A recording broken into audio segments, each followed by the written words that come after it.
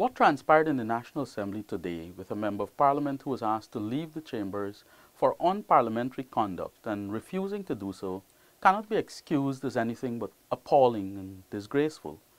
The Member of Parliament, with the full support of his party, blatantly defied the ruling of the Speaker, Dr. Barton Scotland. The question must now be asked, are PPP MPs untouchable?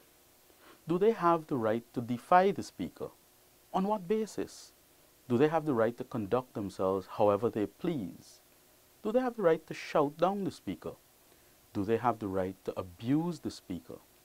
Do they have the right to conduct themselves like hooligans and bullies?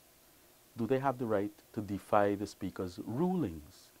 Do they have the right to refuse to comply with the orders of the Speaker? Who ascribed unto the PPP this almighty status? The PPP has held Ghana's National Assembly under siege by the belligerent one Edgell refusing to comply with the Speaker's ruling. This is unprecedented conduct. The Speaker acted within his powers and his standing order. Those who claim that the police should not have been called in to remove a member who refuses to leave the chambers as instructed by the Speaker speak in ignorance and have no understanding of parliamentary procedures. This PPP hooliganism is an escalating pattern of behavior. Last month, fish market vendors must have blushed when they shouted down President David Granger and held placards as they disrupted his address to Parliament. Now, today, this. By its petulance, the PPP has clearly demonstrated to this nation that it does not care about parliamentary democracy. It does not care about the people of Guyana. It does not care for laws and order.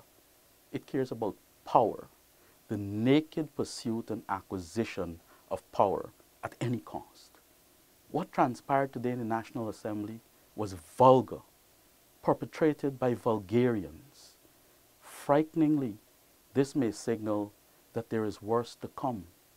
The escalation of the PPP's desperation for power is one which every right-thinking Guyanese must condemn in the strongest possible terms. The PPP is the opposition. They have no God-given authority to lord over Guyana, whether it was when they were in the government or now that the people of Guyana have spoken and consigned them to the opposition benches. The PPP must conduct itself in keeping with the norms of the democratic society in which we live.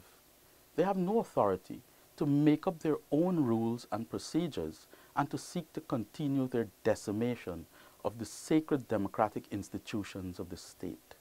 We must ask ourselves once again, who made the PPP MPs beyond reproach?